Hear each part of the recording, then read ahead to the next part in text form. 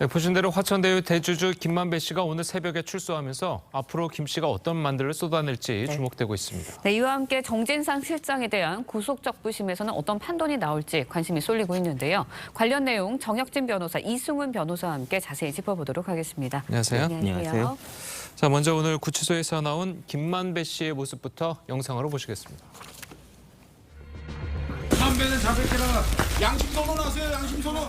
대장동 부분 누굽니까? 네, 먼저 석방 소감과 앞으로 어떤 거 위주로 증언하실 생각이신지 여쭤보겠습니다. 소란을 일으켜서 여러모로 송구스럽다는 말씀드리겠습니다. 그리고 법률적 판단을 떠나서 죄송하다는 말씀도 드리겠습니다. 그리고 향후 재판에 성실히 임하겠습니다. 자, 뭐 들으신 것처럼 이제 김만배 씨는 앞으로 이제 재판에 성실히 임하겠다 이렇게 밝혔는데요. 자, 그런데 네. 변호사를 통해서는 어떤 언론과도 인터뷰를 하지 않겠다. 자, 이런 입장을 냈거든요. 네네. 자, 그렇다면 앞서 출소한 두 명과는 좀 다른 행보를 보이겠다 이런 의미로 받아들여지는 건가요? 일단 남욱 변호사하고 비슷한 거는요. 새벽에 나오면서 무슨 말을 뭐 주절주절 하겠습니까? 그러니까 말을 아낀 거는 남욱 변호사하고 똑같은데 네. 남욱 변호사와 결정적으로 다른 게 있어요. 돈이 걸려 있어요. 왜냐하면 화천대유가 누구 거냐에 따라서 거기에 따라서 이제 1,785억 제가 계산해 봤거든요. 예. 1,785억이라고 한 돈이 왔다 갔다 할 수가 있는 거거든요. 그러니까 김만배 씨 입장에서는 불필요한 말을 그렇게 하는 게 하면 안 되고 신중하게 법적으로 정제된 말을 가려서 다른 데서도 아닌 법정에서만 해야지 본인에게 가장 유리하게 될 겁니다. 그러니까 전략은 제대로 세운 것이다라고 생각이 됩니다. 네, 예. 유 전 본부장과 남욱 변호사와 입장이 다른 모습을 보인 게 아무래도 돈이 걸려 있었기 때문이다, 지분 때문이다라는 말씀을 해주셨는데 어떻게 보세요? 그러니까 뭐 떠넘길 사람이 있는지 그리고 떠넘길 이익이 있는지가 중요한 거거든요. 유동규 본부장 같은 경우는 정진상과 김용 씨가 시켜서 했다는 거로 하면 되는 거잖아요. 네. 그러면 자신의 죄책이 줄어드는 거고요. 또 428억이라고 하는 돈이 유동규 본부장께 아니라 정진상, 김용 것이다 라고 하면 되는 거니까 유동규 본부장 입장에서는 굉장히 정진상 씨랑 김용 씨한테 밀어야 되는 거죠. 네. 또한 남욱 씨도 마찬가지입니다. 자신은 뇌물을 전달할 생각이 없었는데 김만배 씨가 요구해서 줬다라고 하면 자신은 뇌물 공여죄라든가 여러 법적 지위에서 유리해지는 것이기 때문에 이렇게 하고 있는 것으로 보여지는데 다만 김만배 씨는 떠넘길 사람이 없어요. 누군가에게 떠넘겨야 되는데 자신을 통해서 갔다라고 하는 거니까 그러면 언론 인터뷰를 통해서 하는 것보다는 재판에서 신중하게 얘기를 하는 것이 좋겠다 이런 생각을 하고 있는 것 같습니다. 예. 자, 어쨌든 뭐 남욱 변호사 같은 경우에는 뭐 김만배 씨가 정진상, 김용, 유동규 씨에게 대장동 수익 428억 원을 약속했다. 자, 이렇게 이제 법정 증언을 했잖아요. 자, 그런데 이제 김만배는 또 아니라고 하고 있는 것 같고요. 네네. 왜냐하면 이제 김만배 씨는 조금 전에도 말씀드렸지만 인정할 경우에는 1,785억이 날아가는 거예요. 왜냐하면 천화동인 1호로 배당받은 금액이 1억 500만 원 투자했는데 1,208억이었어요. 화천대유는 5천만 원 투자했는데 577억 받아갔거든요. 그러니까 이거 합치면은 1,785억이 된다고요. 그런데 이것을 내게 아니고 그분이 누구인지는 뭐 정확히 또 가려져야 되겠지만 그분 거다라고 하면은 그 돈이 내게 아니지 않겠습니까? 그러니까 누가 봐도 이제 견물생심인 거고 그런데 만약에 부인할 경우에는 이게 거짓말하는 것이다 해가지고 반성이 없다 해가지고 형이 증가가 될 수가 있겠죠. 왜냐하면 대장동 사건 굉장히 복잡한 사건이거든요. 뭐 성남애들도 나오고 화천대유도 나오고 그런데 굉장히 심플하게 이야기하면은 쉽게 말하면은 제가 정확히 계산을 해보니까 1,154배를 먹은 사건이었어요. 그게 어떻게 가능했느냐. 성남시의 도움이 없이 가능했느냐. 그건 불가능했거든요. 그렇다라고 하면 성남시에게 아무런 대가 없이 그렇게 성남시로부터 그 도움을 받을 수 있었겠느냐. 이상하잖아요. 그런데 그게 아니다라고 남욱과 유동규부터 이제 이야기가 나오기 시작하는데 거기에 대해서 김만배가 끝까지 아니다. 그런 거 전혀 없고 다 내 거다. 이렇게 이야기를 갖다 하면 과연 판사가 누구 말을 들어줄 것이냐. 판사는 결정하는 사람이거든요.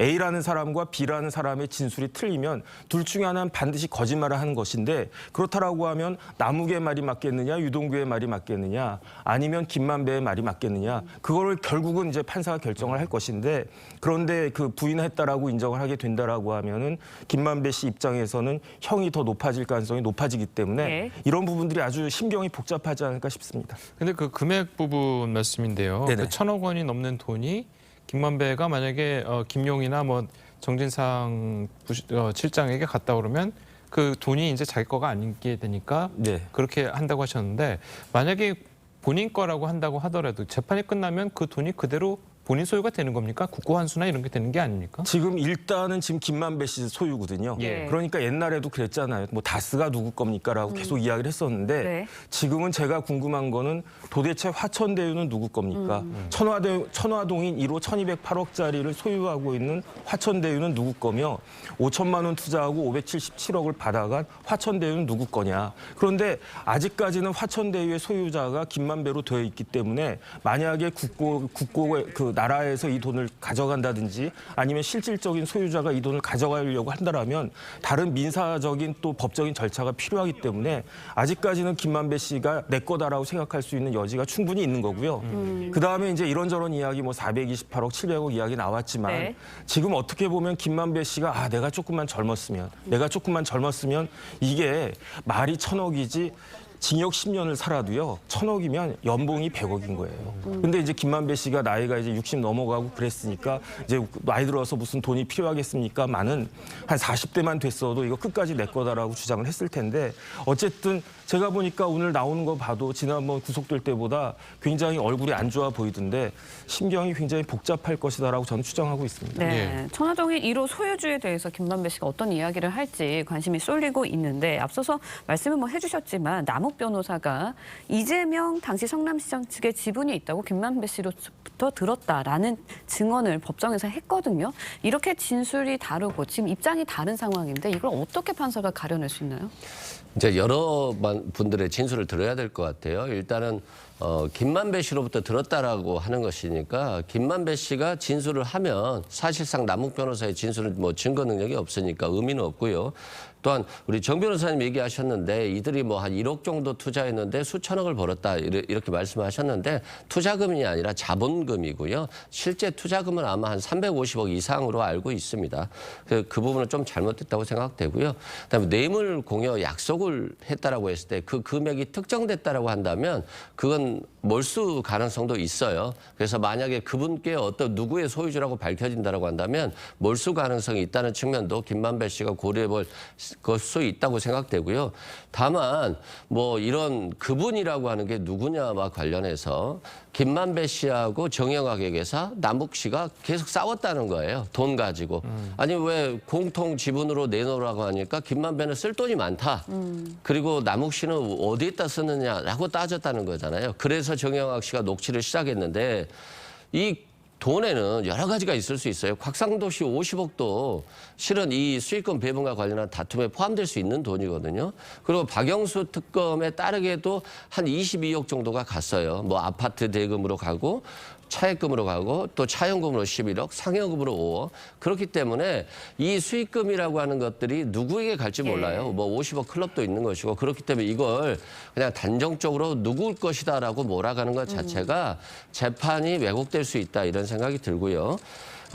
이제는 뭐 서로 간에 자신에게 유리한 거짓말들을 할 수 있어요. 그래서 판사가 누구의 말이 거짓말이고 누구의 말이 진실인지를 가려내야 되고 그런 건 정황 증거라든가 물증이라든가 이런 걸 가지고 비교 판단하는 것이기 때문에 지금 그분을 뭐 누구라고 특정한다는 것은 좀 잘못되지 않았나 싶습니다. 알겠습니다. 자, 그래도 법정에서 이제 네. 남욱 변호사와 이제 김만배 씨의 증언들이 이제 다르게 되는데 앞으로 이제 재판이 계속되지 않겠습니까? 네네.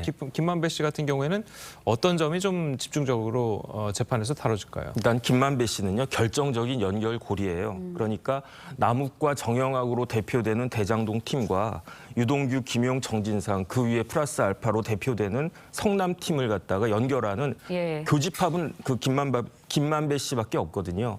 그런데 가장 중요한 혐의는 배임죄거든요. 근데 네. 배임죄는 객관적으로 증명이 가능해요. 공문 같은 거에 뭐 사인한 것들도 다 있고. 하지만 뇌물죄는 틀리거든요. 그 객관적인 증거가 뇌물죄는 제한이 돼요. 누가 뇌물을 받으면서 뭐 계약서를 쓰겠습니까? 내가 뇌물 뭐 1억 10억 받았다고 영수증을 쓰겠습니까? 결국 그런데 여기에 대해서 지금 남욱과 유동규의 그 증언이 있는데 진술이 있는데 결정적인 진술은 역시 김만배의 진술이다. 그래서 이 김만배로부터 자백을 받아내는 것이 검찰이 해야 할 가장 중요한 역할이 아닌가, 중요한 미션이 아닌가 싶습니다. 예. 네, 김만배 씨가 어떤 이야기를 할지 좀 더 지켜봐야 할 것 같고 정진상 실장에 대한 이야기 해보도록 하겠습니다. 구속적부심 결과 오늘 나올 것으로 보이는데 만약에 인용이 돼서 석방이 된다면 정치 탄압이다라고 주장을 한 것에도 힘이 실릴 것이고 검찰도 수사 동력을 좀 잃지 않을까라는 생각이 들거든요. 일단 정치 탄압이란 얘기에 대해서는 좀 힘이 실릴 것 같아요. 다만 검찰이 뭐 석방이 됐다고 해서 수사를 멈출 것 같지는 않아요. 1년 이상 이렇게 수사를 하는 경우는 거의 없거든요.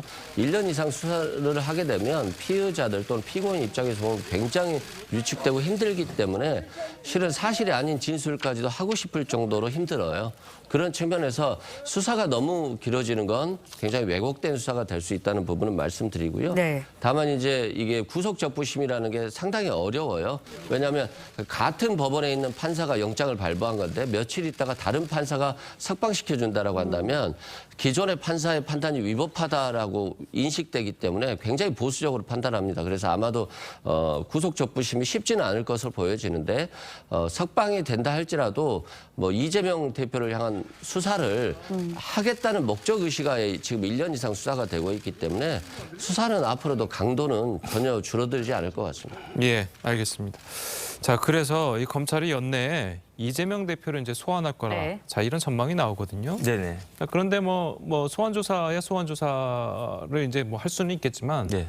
이 대표가 출석을 안 하면 뭐 체포동의안도 이제 나올 텐데 그렇다면 이제 불체포 특권 때문에 또 안 되는 거 아니겠습니까? 그래서 제가 봤을 때 방탄국회가 열릴 가능성이 굉장히 높아진다라고 생각하는 게 예. 이재명 대표는 늘 그래 왔어요. 늘 뭐 아니다라고 부인을 하다가 그것이 밝혀지면 아니다라고 했다가 늘 그냥 다시 또 말을 갖다가 그 번복하고 그래 왔기 때문에 그렇기 때문에 다들 이상하게 생각했던 것이 대선에서 패배했던 사람이 엉뚱하게 그 국회의원에 출마했단 말이에요. 네. 그것도 자기가 시장했고 경기도지사했던 데가 아니고 옆에 있는 인천 이상한 데 가가지고 출마를 갖다 했단 말이죠. 그러니까 그 지역이 이상했다는 게 아니고 예. 그다음에 이제 그렇게 한 다음에 지역이 이상하다는 건 아니면 아니고 지역이 이상한 게 아니고 본인과 연고가 없는 전혀 엉뚱한 곳에서 출마하는 게 그 저희 같은 사람들이 보기에는 굉장히 이상하게 보인다 그 이야기인 거죠. 예. 거기에다가 심지어 당 대표까지 출마해가지고 당선이 됐단 말이죠. 그러면 모든 사람들이 어떻게 추측을 하냐면 아 결국은 이러이러한 문제가 발생할 때 그때 그 보험용으로 방지용으로 방탄국회 목적으로 이런 일련의 그 좀 이상한 그런 그 행동들이 있었던 것이 아니냐 그렇게 했기 때문에 진짜로 이제 소환 조사가 이루어지게 된다라고 하면 거기에 불응하고 그렇게 되면은 결국은 이제 또 임시국회 열리고 그런 일들이 그 벌어지지 않을까 하는 생각이 듭니다. 예. 네. 이재명 대표의 소환 조사 결국은 이루어지지 않을까라는 생각도 드는데 이재명 대표 아직까지는 별다른 입장을 밝히고 있지 않습니다. 하지만 이렇게 수사에 협조적이지 않은 모습을 보일 때 여론이 좀 악화되는 것도 의식을 좀 해야 되지 않을까라는 판단이. 근데 이게 국민의힘이 처음부터 이제 방탄 하잖아요. 실은 방탄을 한 번도 행사해 본 적이 없어요.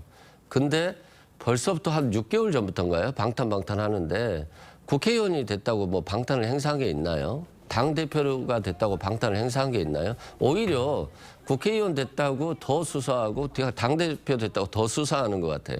그런 측면에서 방탄이라고 하는 건 한 번도 써본 적이 없다 이런 말씀 드리고요. 오히려 당대표잖아요. 당당하게 수사에 임하는 게 맞는 것 같고 또한 한 가지 좀 걱정이 되는 부분은 검찰이 목표를 정하고 수사를 하면 정말 위험해요. 이 목표를 정한 수사는 왜곡된 수사가 충분히 될 수 있고 1년 이상 피의자라든가 구속된 사람들까지도 불러서 수사를 하면 정말 거짓말이라도 하고 싶어지는 게 그 사람들의 입장이에요. 그래서 네. 저는 검찰이 좀 목표를 가지고 수사를 하지 말고 수사를 하다 보니까 어느 선까지 올라가는 건 괜찮습니다만 이재명 대표라는 목적을 향해서 계속적으로 방탄할 거야 하면서 수사를 하는 거 이 자체가 수사가 아닌 정치가 될 수 있다는 점을 좀 유념했으면 좋겠습니다. 네. 예, 그래도 뭐 앞서 저희가 이제 기사를 통해서 전해드리긴 했지만 뭐 검찰이 이제 이 대장동 비리 관련해서 이재명 대표에 대한 수사를 이제 공식화한 상황이지 않겠습니까? 네네. 자, 그렇다면 뭐 결국은 이제 수사를 올라가다가 이제 이재명 대표까지 가게 된 뭐 그런 상황으로 이제 봐야 되는 거겠죠? 네네. 이제 이재명 대표에 대한 수사는 불가피하다라고 저도 생각이 되고요. 예. 그다음에 이게 뇌물죄보다도 업무상 배임죄가 더 명확하기 때문에 그다음에 이제 조작 수사란 말을 쭉 하고 있는데 조작이라고 하는 것에 대한 입증을 야당이 전혀 하질 못하고 있어요. 그럼에도 불구하고 왜 자꾸 조작 수사란 이야기를 하는가? 이승훈 변호사님께서는 방탄국회가 없었다. 지금까지 없었죠. 앞으로도 없을 것이다. 저도 그러길 바라는데 조작 수사라고 하는 말 자체가 저는 어떤 느낌이 드냐면 불안한 느낌이 드냐면 방탄국회를 하기 위한 하나의 명분 쌓기용이 아닌가 그런 생각이 들어가지고요. 그래서 어쨌든지 간에 이재명 대표에게 수사는 불가피한 건데 만약에 이제 본인이 소명할 거 있으면 적극적으로 나가 소명을 갖다가 하고 뭐 국회에서 뭐 이런저런 여야가 다투는 그런 모습은 보여주시지 않았으면 좋겠습니다. 예, 알겠습니다. 자, 오늘 두 분 변호사님 말씀 여기까지 듣겠습니다. 잘 들었습니다. 맞습니다.